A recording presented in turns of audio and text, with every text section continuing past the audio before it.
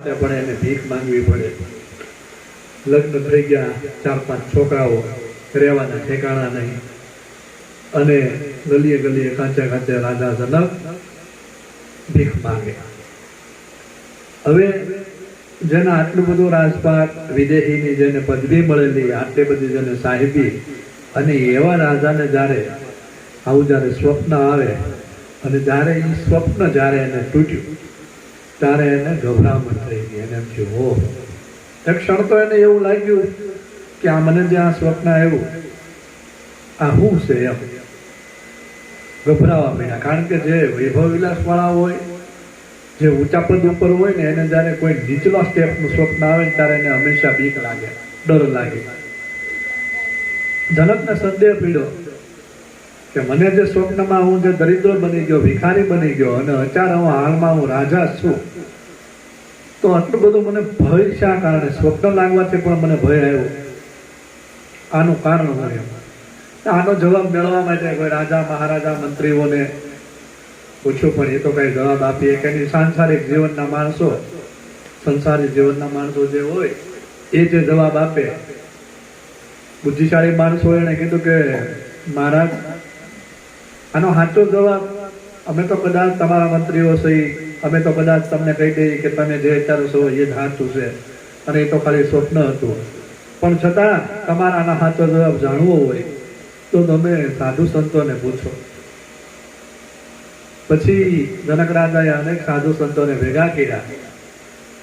ભેગા કરી અને પૂછે કે ભાઈ, મને આવું રીતે સ્વપ્ન આવ્યું, આ સ્વપ્ન આ સાચું કે ઓલું સાચું એમ.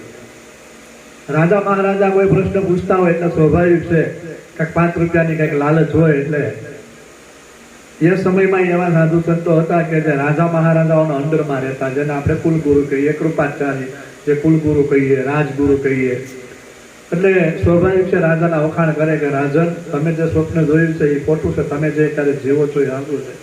પણ જનકને એની પોતાની વાતને સંતોષ થાય નહીં. કારણ કે જે કોઈ માણસ જવાબ આપતા હતા એમાં એને હજી ભય મટ્યો નતો. જનકને એમ થયું, તમે જે કહો છો એ વાત સાચી છે, પણ મને હજી ભય મટતો નથી. એનું કારણ હું એમ કરતા કરતા અનેક સાધુ સંતોને પ્રશ્ન પૂછતા છેલ્લે અષ્ટાવક્ર મુનિ આવે. અષ્ટાવક્ર ઋષિ આવે. અષ્ટાવક્ર ઋષિ એક નાનકડો એવો બાળક, 12 વર્ષનો, જનક રાજા કરતા એની ઘણી ઉંમર નાની, અને સભામાં જયારે આવે, આંખે વાંકા હોય ને અહીંયા જ્ઞાન ગોષ્ઠી શરૂ હોય, અહીંયા બધા કહેતા હોય, અને જનક જયારે આવી કાઢવી અને અષ્ટાવક્ર જયારે આવે અને બધાને પ્રશ્ન કરતા હોય છે, તો બધા હો રીતે જવાબ આપતા હોય. જનકને સંતોષ નથી. પણ એક 12 વર્ષનો એક બાળક, આંખે અંગથી જે વાંકું છે, એ જયારે આવી કાઢવી સભામાં આવે એટલે બધા જ્ઞાની પુરુષો કહેવાતા, જે જ્ઞાની પુરુષો હતા એ બધા ખડખડાટ હસવા લાગ્યા. બધા હસ્યા, કારણ કે 8 અંગેના વાંકા હતા. આવું જયારે જોઈ અને હસ્યા એટલે અષ્ટાવક્રએ જનકને કીધું, હે જનક, આ તારી સભામાં બધા ચમારોને શું તું ભેગા કર્યા? બધા ચમારોને કેમ ભેગા કર્યા? એટલે જ્ઞાની પુરુષો કહેવાતા હતા, એના બધાને અચંબો થયો. એને કે કેમ? અમે તો બધા જ્ઞાની પુરુષો વેદના જ્ઞાતા સહિત શાસ્ત્રો, પુરાણ, અમારે તો મુખપાઠ કરેલા છે. અને આ એક નાનકડો એવો બાળક 12 વર્ષનો એમ કે તેના હાલવાના ઠેકાણા નથી ને, એ કે તમારોને કેમ ભેગા કર્યા એમ. એટલે સ્વાભાવિક છે જનક રાજાએ પ્રશ્ન કર્યો, તો અહીંયા તો બધા મોટા મોટા 1 થી 1 જ્ઞાની પુરુષો બેઠા છે, કોઈ અધિકારીઓ બધા બેઠા છે, પદ અધિકારીઓ બેઠા, તમે કેમ એમ કીધું કે આ તમારાને શું ભેગા કર્યા? ત્યારે અષ્ટાવક્રએ ખાલી એટલું જ કીધું કે જનક, જ્યારે મારું સભામાં જ્યારે મારું આવ્યો, જ્યારે મારો પ્રવેશ થયો, ત્યારે બધાએ મારી કાયા સામું જોયું, બધે મારા શરીર સામું જોયું, કોઈ મારા પગ સામું જોયું, કોઈ મારા કમર સામું જોયું, કોઈ મારા ડોક સામું જોયું, કોઈ હાથ સામું, બધે અલગ અલગ રીતે જોયું. અને બધા હસ્યા. મારા શરીરથી બધાએ મને શરીરથી જોયો કે મારું શરીર આંખે અંખે વાંકું છે. એટલે જેને મને શરીરથી જેને જોયો એ બધા ચમારસ કહેવાય. પણ જનક, મારે ખાલી એટલું જ કહેવાનું છે કે બતાવો મારી આમાં આત્મા છે, મારું આમાં નિજ સ્વરૂપ છે, મારું આમાં ચેતન છે, એ ક્યાંથી વાંકું છે? આટલો જ પ્રશ્ન ખાલી જનકને કીધો, અને જનકને આર પાર સીધું ઉતરી ગયું. બતાવો મારી આત્મા આમાં ક્યાંથી વાંકી છે? શરીરથી હું અષ્ટાંગ મારું વાંકું છે, હું અષ્ટાવક્ર કેવો, પણ મારું આત્મતત્વ છે એ ક્યાંથી વાંકો છે એ મને કહો. કારણ કે એ તો કોઈ જોયો નતો. અને પછી જનકે પ્રશ્ન પૂછ્યો કે મને પ્રશ્ન મને આવો છો, મને સ્વપ્ન આવ્યું, સ્વપ્નમાં હું દરિદ્ર બની ગયો, ભિખારી બની ગયો, મારી હાલત બહુ કપોળી થઈ ગઈ ને મને કશું કાંઈ 10 પૂજાની ખાવા ખીચડી મળે નહીં, ભીખ માંગુ પણ ભીખ આપે નહીં, જ્યાં હોય ત્યાં મને પરિસ્થિતિ બહુ નબળી. અને એ સ્વપ્ન જ્યારે મને તૂટ્યું ત્યારે મને પાછું મારે દેહ અવસ્થાનું ભાન થયું. તો મારો કહેવાનો મતલબ એમ છે કે આ મને સ્વપ્ન આવ્યું એ હું હતું. અલગ અલગ સંતો અલગ અલગ ઋષિઓ પાસેથી મેં જવાબ માંગ્યા પણ મને સંતોષ થતો નથી. એમ આત્મા તમે મને આનો જવાબ આપો કે આ શું છે, આ સાચું કે એ સાચું. ત્યારે અષ્ટાવક્ર ઋષિ ખાલી એટલું જ કહ્યું છે કે જનક આ સાચું નથી ને એ સાચું નથી. જવાબો બધા જનકને પોતાને તરફથી દેતા હતા પણ અષ્ટાવક્રએ એમ જ કીધું કે જનક તું જે અત્યારે જીવી રહ્યો છો, તું જે અત્યારે બોલી રહ્યો છો, તું જે અત્યારે વર્તમાન સમયમાં જે કાંઈ કરી રહ્યો છો, તારું જે શરીર છે એ પણ સત્ય નથી. અને તે જે સ્વપ્નમાં તું જે ભિખારી થઈ ગયો હતો, તું અત્યારે જે રાજા છો એ પણ સત્ય નથી, તું જે ભિખારી થઈ ગયો હતો એ પણ સત્ય નથી. કારણ કે બંને એક માત્ર એક શરીરનું આવરણ છે અને એક માયાનું આવરણ છે. શરીરનું આવરણ અને માયાનું આવરણ વિશે ભાણ સાહેબના શિષ્ય રવિ સાહેબ કહે માયાનો માત્ર આવરણ હટાવવાનું છે, માયાનો માત્ર પડદો હટાવવાનો છે.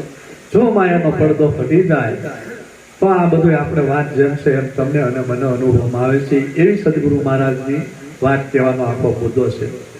બિના વિચારે સકળ જગ ભૂલ્યા, જ્ઞાન વિન ગુજવાણા, સંતો ભાઈ માયા મૂળે નહીં. બિના વિચારે સકળ જગ ભૂલ્યા, બિના વિચારે સકળ જગ ભૂલ્યા. જ્યાં સુધી આપણને ખબર નથી, આપણને ખ્યાલ નથી, આપણને એને ગમ નથી, ત્યાં સુધી સર્વ સમર્થ જે આખો સંસાર છે એ આખો ગૂંચવાયેલો છે. પણ આપણે અહીંયા રવિરામ મહાત્માની વાણીના માધ્યમથી કોઈ સંસારને કોઈ આપણે કહેવા નથી, પણ આપણે પોતાને જ આપણી ઉપર લેવાનું છે કે આપણે ક્યાં ભૂલ ખાધી અને આપણે ક્યાં હટવાના છીએ. બિના વિચારે સકળ જગ ભૂલ્યા, જ્ઞાન વિન ગૂંચવાણા, જ્ઞાન વિના ગૂંચવાણા. જ્યાં સુધી આપણને પોતાના નિજ સ્વરૂપની પોતાના આત્મતત્વને ભાન ન થાય ત્યાં સુધી તમે ને હું ને આ 84 જે ફેરા છે ને તેમાં આપણે ગૂંચવાનું છે. જન્મવું અને મરવું, આવવું અને જાવું, સ્થિતિ અને ઉત્પત્તિ અને લય, આ ત્રણેય ચક્રમાં આપણે ત્રણેય અવસ્થામાં આપણે ફસાવાનું છે. જેને મહાપુરુષો સંતોએ એને માયાનું આવરણ કીધું છે કે પોતાના નિજ સ્વરૂપની ભાન છે નહીં ત્યાં સુધી આને આવરણ કહેવામાં આવે છે. એટલે સુખરામ બાપાએ કીધું કે પોતામાં પ્રભુ વાલા પ્રગટ રમી રહ્યો છે, હરદમ દે છે હોકારો, પણ દમરે વિનાના કરે ગુલામી, એને કેમ હુજે ભુગતીનો આરો. આ પોતામાં પ્રભુ વાલા પ્રગટ રમી રહ્યો છે, તમારી અંદર પ્રગટ સન્મુખ પ્રભુ રમી રહ્યો છે, પણ આપણને ખબર નથી. માયાના આવરણમાં આપણે માયાના બંધનમાં બંધાઈ ગયા છીએ એટલે આપણને ખબર નથી. પણ દમ વિનાના કરે ગુલામી, એને કેમ હુજે મુક્તિનો આરો. આ પોતામાં પ્રભુ વાલા પ્રગટ રમણ કરી રહ્યો છે. દમ વિનાના કરે ગુલામી, આપણને દમ નથી એટલે આપણે ગુલામી કરી છે. કેની ગુલામી?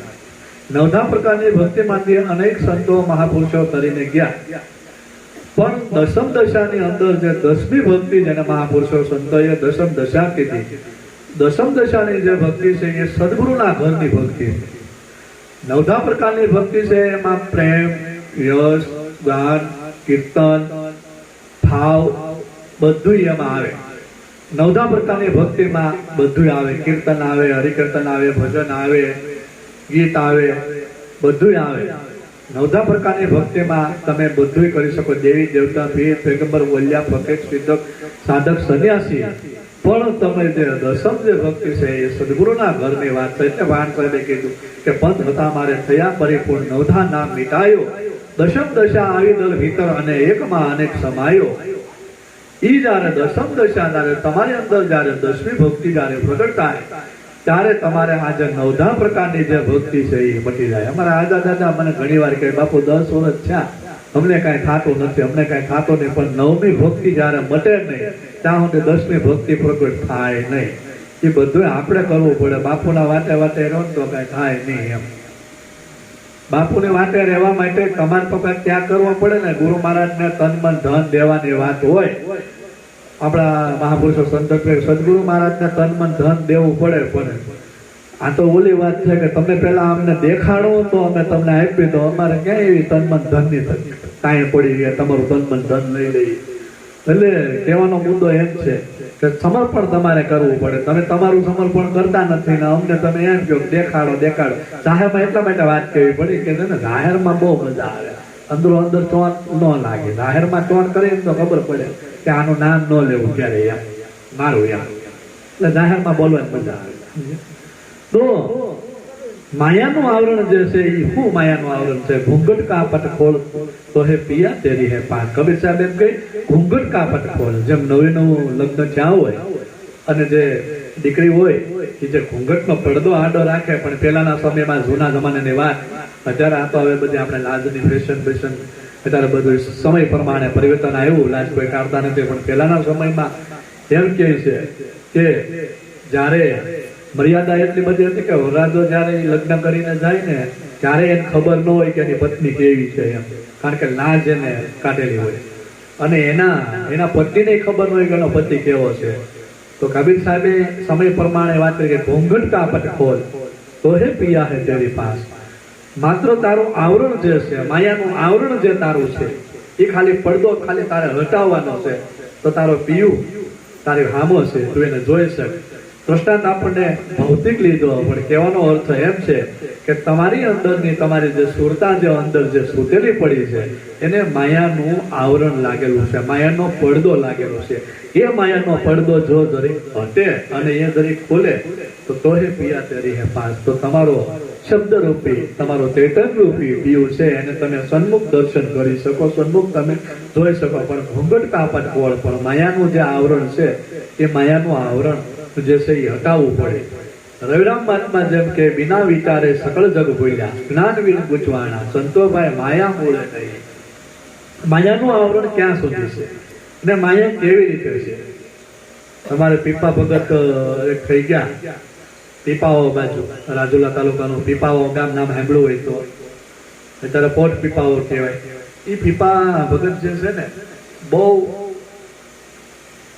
જ્ઞાની માણસ હતા અને બહુ નવધા પ્રકારની ભક્તિમાં એમ કહે છે, મહાપુરુષો સંતોના મુખ્ય સાંભળેલું કે દર ચૈત્રી નવરાત્રી આવે કે નોરતા આવે ને ત્યારે એક કળશી ગાડું ભરીને એ માતાજીને નિવેદ કરતા, એક કળશી ગાડું ભરીને એટલા બધા નિવેદ કરતા ને એટલા બધા એને દેવી દેવતા દેવ ડેરા તેની કોઈ સીમા નહીં. હવે ત્યાં સાહેબની ધારાના રામાનંદ સ્વામીની ધારામાં રામાનંદ સ્વામીના ગુરુભાઈ એમ કહે છે કે તેજાનંદ સ્વામી આવેલા, તેજાનંદ સ્વામી પીપળાના વૃક્ષે આવેલા બેઠેલા અને ત્યાં બેઠા બેઠા જોયો તો પીપા ભગત ગાડું ભરી કાઢવીને નીકળ્યા. અત્યારે કે ગાડું ભરીને નીકળ્યા કે ત્યાં તો દાણાની તાણ હોય એટલે એટલું બધું એક આખું ગાડું ભરી નીકળ્યા લઈ ક્યાં જાય? એટલે ઉભા રહ્યા ને બોલાવ્યા એટલે ભગત દરજાના માણા એટલે બાપુને નમસ્કાર કરી અને કીધું બાપુ ક્યાંથી પધારે? બાપુ કહ્યું તો કાશીથી આવું છું. અને તમે શું કરો છો? તો એમ કહે કે બાપુ કે આજે અમારા માતાજીના કે આજે નિવેદ છે અને હું નિવેદ કરવા જાઉં છું. તો કરે એટલું બધું નિવેદ છે કે હા. તેજાનંદ સ્વામી એવી વાત સાંભળેલી કે પીપા ભગત છે ઈ માતાજી બલાડા હારે સાક્ષાત સન્મુખ વાર્તાલાપ કરે છે બલાડમાં હારે. એટલે વાતે હાથી હાલની તારીખમાં પણ ત્યાં બલાડમાનું મંદિર હજી છે, ત્યારે પીપાઓ જાઓ ત્યારે જોજો. અમે તો અમારી નજીકનું ગામડું હતું એટલે અમે ઘણી વાર ગયેલા અને જોયેલું. તો પીપા ભગત માતાજી હારે સન્મુખ વાર્તાલાપ કરતા, માતાજી હારે સન્મુખ વાર્તાલાપ કરતા એટલે પછી તેજાનંદ સ્વામીએ એને કીધું કે ભગત તમે માતાજી હારે સાક્ષાત તમે વાર્તાલાપ કરો છો એ વાત સાચી છે, પણ તમે તમારા માતાજીને એક પ્રશ્ન હું પૂછું એ પૂછશો?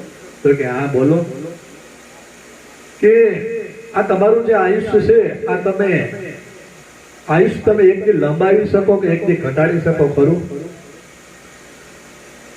તો કે હા એ તો ઘટાડી શકે લંબાવી શકે ને. એ કે હું તમને નથી કહેતો, તમારા માતાજીને તમે આ પ્રશ્ન પૂછજો એમ કે એક દિવસનું આયુષ તમે લંબાવી શકો ઘટાડી શકો, તમે વાર્તાલાપ કરજો, તમારા માતાજી છે અને તમારે અરે જવાબ તમને દે. પણ મારું નામ લઈને કહેજો કે તેજાનંદ નામના સ્વામી આવ્યા એને આમ કીધું. પીપા ભગત ગયા માતાજીને જે કઈ વિધિ વિધાન હતું એ કર્યું ને માતાજી હારે સન્મુખ વાર્તાલાપ કરીને માતાજી પ્રગટ થયા અને કીધું હે માતાજી કે કાશીથી એક સાધુ આવ્યા છે અને સાધુએ એમ કીધું કે આ મારા શરીરનું એક દિવસનું આયુષ તમે લંબાવી શકો ઘટાડી શકો? તો માતાજી એને જવાબ આપ્યો કે ભગત તમારું જે કઈ આયુષ છે હું લંબાવી કે ઘટાડી શકું નહીં. આ મારું કામ નથી. મારું કામ તમને વૈભવ વિલાસ દેવા માટેનું છે. મારું કામ તમને તમને ઝીરોમાંથી તમને શિખર ઉપર લઈ જવાનું છે. મારું કામ તમને ક્યાંથી ક્યાં દુનિયામાં તમારો ડંકો વગાડવાનું મારું કામ છે. હું તમને એ આપી શકું, પણ હું તમને આયુષ્ય લંબાવી કે ઘટાડી શકું નહીં.